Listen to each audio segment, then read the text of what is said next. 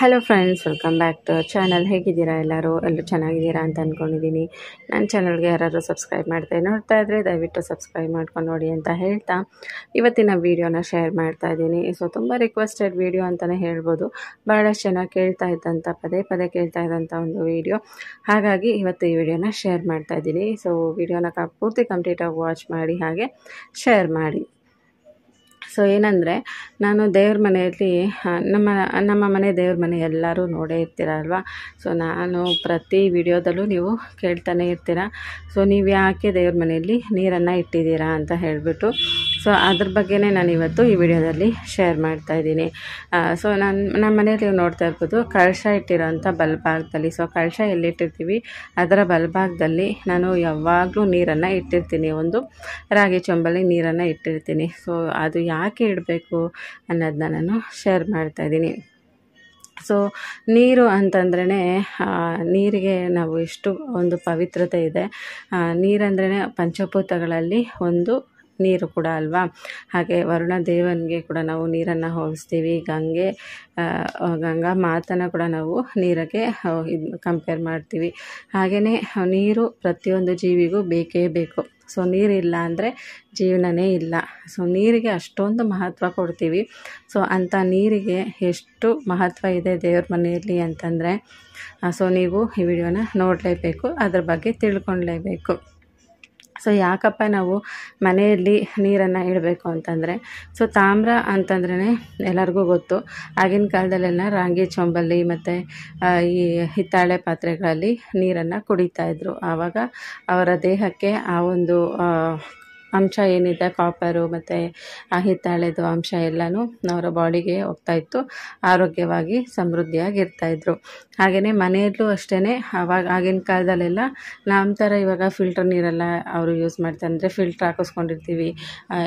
ಅಂದರೆ ಇವಾಗೆಲ್ಲನೂ borewell water, filter water ಅಂತೆಲ್ಲ ಹೇಳಿ ನಾವು ಯೂಸ್ ಮಾಡ್ತಾಯಿದ್ವಿ. ಸೊ ಆಗಿನ ಕಾಲದಲ್ಲೆಲ್ಲ ಏನಂದರೆ, ಇದೇ ಥರ ರಾಗಿ ಪಾತ್ರೆಗಳಲ್ಲಿ, ಹಿತ್ತಾಳೆ ಪಾತ್ರೆಗಳಲ್ಲಿನೇ ನೀರನ್ನು ಇಟ್ಟು ನೀರನ್ನು ಬಳಸ್ತಾಯಿದ್ರು. ಹಾಗಾಗಿ ಅವ್ರಿಗೆ ಅಂದರೆ ಸುಖ, ಶಾಂತಿ, ನೆಮ್ಮದಿ ಎಲ್ಲನೂ ಇರ್ತಾಯಿತ್ತು ಅವ್ರಿಗೆ. ನಾವು ಅದನ್ನೆಲ್ಲ ಫಾಲೋ ಮಾಡಲ್ಲ ಅಲ್ವಾ. ಹಾಗಾಗಿ ನಾವು ದೇವ್ರ ಮನೆಯಲ್ಲಿ ಒಂದು ತಾಮ್ರ ಅಥವಾ ರಾಗಿ ಚೊಂಬಲ್ಲಿ ನಾವು ನೀರನ್ನು ಇಡಬೇಕಾಗತ್ತೆ.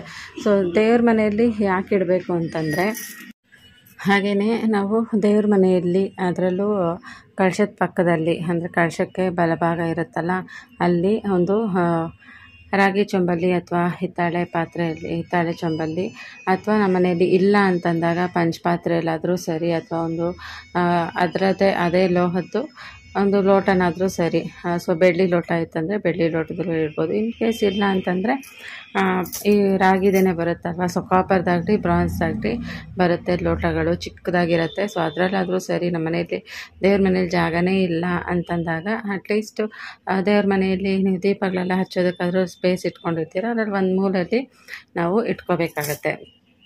ಹಾಗೆಯೇ ನಾವು ಆ ಒಂದು ನೀರನ್ನು ಏನಿದೆಯಲ್ಲ, ಸೊ ನೀರಿಗೆ ನಾವು ಬರೀ ನೀರನ್ನು ಅಷ್ಟೇ ಇಡೋದಿಲ್ಲ. ನೀರಿಗೆ ನಾವು ಅರಿಶಿನ, ಕುಂಕುಮ, ಅಕ್ಷತೆ ಮತ್ತು ಜಾವತ್ ಪೌಡರ್ ಬರುತ್ತಲ್ಲ, ಸೊ ಜಾವತ್ ಪೌಡರ್ನ ಹಾಕ್ತೀವಿ. ಹಾಗೆ ತುಳಸಿ ಎಲೆನ ಹಾಕಿ ಅದಕ್ಕೆ ಪೂಜೆ ಕೂಡ ಮಾಡ್ತೀವಿ. ಹೂವನ್ನು ಹಾಕಿಬಿಟ್ಟು ಪೂಜೆನ ಮಾಡ್ತೀವಿ. ಸೊ ಆವಾಗ ಆ ನೀರು ಪರಿಶುದ್ಧವಾಗಿರುತ್ತೆ. ಹಾಗೆಯೇ ಆ ನೀರು ಬಂದುಬಿಟ್ಟು ಮನೆಯಲ್ಲಿ ಒಂದು ತೀರ್ಥಕ್ಕೆ ಸಮಾನ ಕೂಡ ಆಗಿರುತ್ತೆ.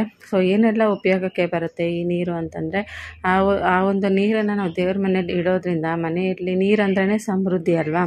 ಹಾಗೆಯೇ ಆ ಒಂದು ಶುದ್ಧವಾಗಿರೋಂಥ ನೀರೇನಿರುತ್ತೆ, ಆ ನೀರಿಗೆ ಅದರದ್ದೇ ಆದ ಒಂದು ಮಹತ್ವ ಇರುತ್ತೆ.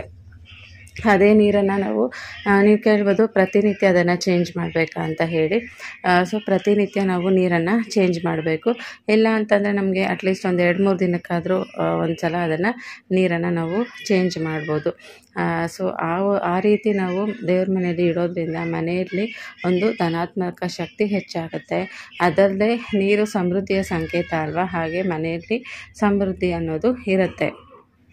ಆ ಕಾರಣಕ್ಕೆ ಕೂಡ ನಾವು ದೇವ್ರ ಮನೆಯಲ್ಲಿ ಇಡ್ತೀವಿ. ಸೊ ಇನ್ನೊಂದು ವಿಷಯಕ್ಕೆ ಯಾಕೆ ಇಡ್ತೀವಿ ಅಂತಂದರೆ, ನಾವು ದೇವರಿಗೆ ನೈವೇದ್ಯ ಎಲ್ಲ ಮಾಡ್ತೀವಿ ಅಲ್ವಾ.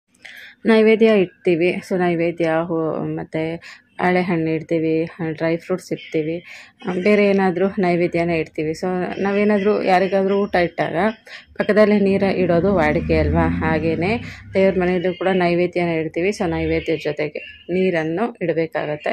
ಸೊ ಆ ಕಾರಣಕ್ಕೂ ಕೂಡ ನಾವು ದೇವ್ರ ಮನೆಯಲ್ಲಿ ನೀರನ್ನು ಇಟ್ಟು ಪೂಜೆನ ಮಾಡ್ತೀವಿ. ಸೊ ಇನ್ನೊಂದು ಏನಂತಂದರೆ, ಸೊ ಈ ನೀರನ್ನು ನಾವೇನು ಇಟ್ಟಿರ್ತೀವಲ್ಲ ದೇವ್ರ ಮನೆಯಲ್ಲಿ, ಸೊ ಆ ನೀರನ್ನೇ ನಾವು ಬಳಸ್ಕೊಂಡು ದೇವ್ರ ಮನೆ ಕೂಡ ನಾವು ಕ್ಲೀನ್ ಮಾಡ್ಬೋದು. ಹಾಗೆ ಮನೆಯಲ್ಲಿ ಮನೆಯಲ್ಲಿ 4 ಮೂಲೆ ಏನಿರುತ್ತೆ, 4 ಮೂಲೆಗೂ ಅದನ್ನು ಪ್ರೋಕ್ಷಣೆ ಮಾಡಬೇಕು. ಪ್ರತಿನಿತ್ಯ ನಾವು ಪ್ರೋಕ್ಷಣೆ ಮಾಡೋದ್ರಿಂದ ಆ ಮೂಲೆಗಳಲ್ಲಿ ಇರೋಂಥ ನೆಗೆಟಿವ್ ಎನರ್ಜಿ ಏನಿರುತ್ತೆ ಅದೆಲ್ಲನೂ ಹೋಗುತ್ತೆ. ಮನೆಯಲ್ಲಿ ಪಾಸಿಟಿವಿಟಿ ಅನ್ನೋದು ಇರುತ್ತೆ. ಅದೇ ನೀರನ್ನು ಮನೆಯವರ ಮೇಲೆ ಕೂಡ ನಾವು ಹಾಕ್ತೀವಿ. ಸೊ ಆ ರೀತಿ ಹಾಕಿದಾಗೂ ಕೂಡ ಅಷ್ಟೇ ನಮಗೂ ಸಹ ಒಂದು ಧನಾತ್ಮಕ ಶಕ್ತಿ ಅನ್ನೋದು ಕೂಡ ಹೆಚ್ಚಾಗುತ್ತೆ. ಅಷ್ಟೇ ಅಲ್ಲ, ನಾವು ಕೆಲವ್ರಿಗೆ ಅಭಿಷೇಕ ಮಾಡೋಂಥ ಒಂದು ಅಭ್ಯಾಸ ಇರುತ್ತೆ ಅಲ್ವಾ.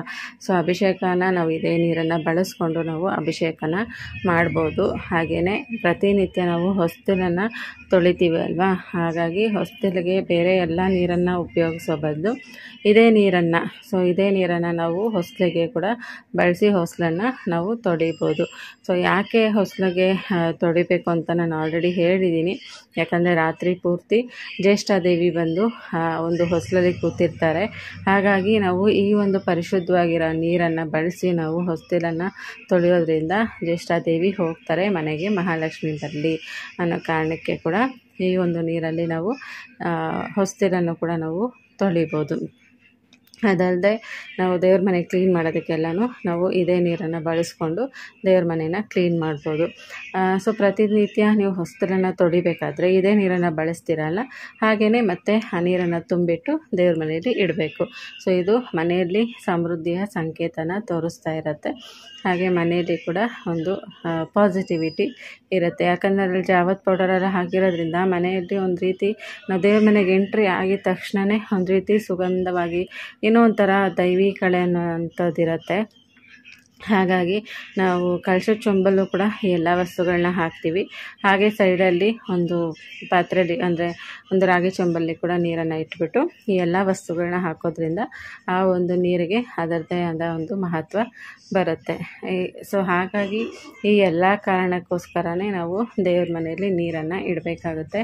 ಸೊ ನೀರನ್ನು ಇಟ್ಟರೆ ತುಂಬಾ ಒಳ್ಳೆಯದು. ಗಂಗೆ ಪೂಜೆ ಮಾಡ್ತೀವಲ್ಲ, ಸೊ ಗಂಗೆ ಪೂಜೆ ಮಾಡಿದ್ರೆ ಮನೆಯಲ್ಲಿ ಒಳ್ಳೆಯದು. ಹಾಗಾಗಿ ಸೊ ಇವೆಲ್ಲ ಕಾರಣಕ್ಕೋಸ್ಕರನೇ ನಾವು ನಮ್ಮ ಮನೆಯಲ್ಲಿ ಪ್ರತಿನಿತ್ಯ, ಸೊ ಆಗಿನ ಕಾಲದಿಂದನೂ ಇದನ್ನು ಫಾಲೋ ಮಾಡ್ಕೊಂಬರ್ತಾಯಿದ್ರು. ಸೊ ನಮ್ಮ ಅಜ್ಜಿ ಕಾಲದಿಂದನೂ ಇದನ್ನು ನಾನು ನೋಡ್ತಾ ಇದ್ದೆ. ನಮ್ಮ ಅಜ್ಜಿ ಮನೆಯಲ್ಲೂ ನೋಡ್ತಿದ್ದೆ. ಅವರು ಇದೇ ಥರ ಪ್ರತಿನಿತ್ಯ ನೀರನ್ನು ಇಟ್ಟು ಬದಲಾಯಿಸ್ತಾಯಿದ್ರು. ಹಾಗೆ ಅಮ್ಮ ಮನೆಯಲ್ಲೂ ಅಷ್ಟೇ ಒಂದು ಚೊಂಬಲ್ಲಿ ನೀರನ್ನು ಇಟ್ಟು ಬದಲಾಯಿಸಿ ಕಾರ್ಯಗಳಿಗೆಲ್ಲ ಉಪಯೋಗಿಸ್ಕೊತಾಯಿದ್ರು ಅದೇ ನೀರನ್ನು. ಹಾಗೆಯೇ ನಾನು ಅದನ್ನು ಫಾಲೋ ಮಾಡ್ಕೊಂಡು ಬರ್ತಾಯಿದ್ದೀನಿ. ನೀರನ್ನು ದೇವ್ರ ಮನೆಯಲ್ಲಿ ಇಟ್ಟು ಪೂಜೆನ ಮಾಡೋಂಥದ್ದು ತುಂಬಾ ಒಳ್ಳೆಯದು. ಸೊ ಫ್ರೆಂಡ್ಸ್, ಇದೆಲ್ಲ ಕಾರಣಕ್ಕೆ ನೀರನ್ನು ಇಡಬೇಕು. ಹೋಪ್ ಎಲ್ಲರಿಗೂ ಈ ವಿಡಿಯೋ ಇಷ್ಟ ಆಗಿದೆ ಅಂತ ಅಂದ್ಕೊಳ್ತೀನಿ. ಇಷ್ಟ ಆಗಿದ್ರೆ ದಯವಿಟ್ಟು ಲೈಕ್ ಮಾಡಿ, ಹೊಸದಾಗಿ ನೋಡ್ತಾ ಇದ್ದರೆ ಸಬ್ಸ್ಕ್ರೈಬ್ ಮಾಡ್ಕೊಂಡು ನೋಡಿ ಅಂತ ಹೇಳ್ತಾ ಇವತ್ತಿನ ವಿಡಿಯೋ ನಾನು ಇಲ್ಲೇ ಎಂಡ್ ಮಾಡ್ತಾಯಿದ್ದೀನಿ. Thank you so much for watching. Take care friends. Bye.